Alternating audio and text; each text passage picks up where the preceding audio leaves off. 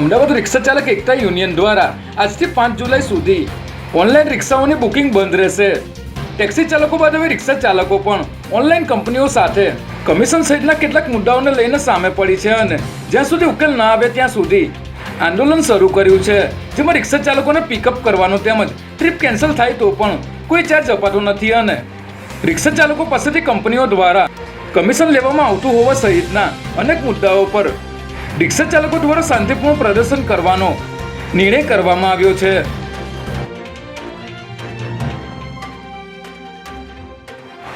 બ્રિટિશરોએ બનાવેલા આઈપીસીના બદલે હવે ભારતીય ન્યાય સંહિતા CRPCની જગ્યાએ ભારતીય નાગરિક સુરક્ષા સંહિતા અને સાક્ષી અધિનિયમનો અમલ થશે. ત્યારે નવા કાયદામાં મહિલાઓ વિરુદ્ધના ગુનામાં અત્યંત કડક સજાની જોગવાઈ કરાઈ છે, જેમાં નવી સંહિતાની કલમ 70 હેઠળ સગીરા પર દુષ્કર્મના કેસમાં 20 વર્ષ અથવા જીવે ત્યાં સુધી જેલની આકરી સજાની જોગવાઈ કરવામાં આવી છે.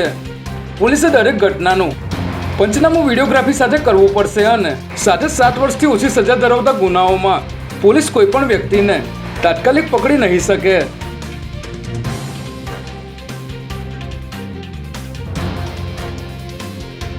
અમદાવાદના બોપલ બ્રિજ પાસે આજે વહેલી સવારે 2 કાર વચ્ચે ગમખોર અકસ્માત સર્જાયો હતો, જેમાં દારૂની બોટલોથી ખીચોખીચ ભરેલી ફોર્ચ્યુનર કારે યુટર્ન લઈ રહેલી થાર ચાલકને ટક્કર મારતા થાર ગાડીમાં બેઠેલા 2 અને ફોર્ચ્યુનર કારમાં બેઠેલ એક વ્યક્તિનું ઘટના સ્થળે જ મોત નીપજ્યું હતું. જ્યારે ફોર્ચ્યુનર કાર ચાલક રાજુરામ બિશ્નોઈને સિવિલ હોસ્પિટલ ખસેડવામાં આવ્યો છે. ત્યારે ફોર્ચ્યુનર કારનું સ્પીડ મીટર 200 પર બંધ થયેલું હોવાથી અકસ્માત સમયે આ કારની સ્પીડ 150 થી 200 સુધીની હોવાનું માનવામાં આવી રહ્યું છે, જેને પગલે FSL દ્વારા સ્થળ પરથી પુરાવાઓ એકત્ર કરવામાં આવી રહ્યા છે.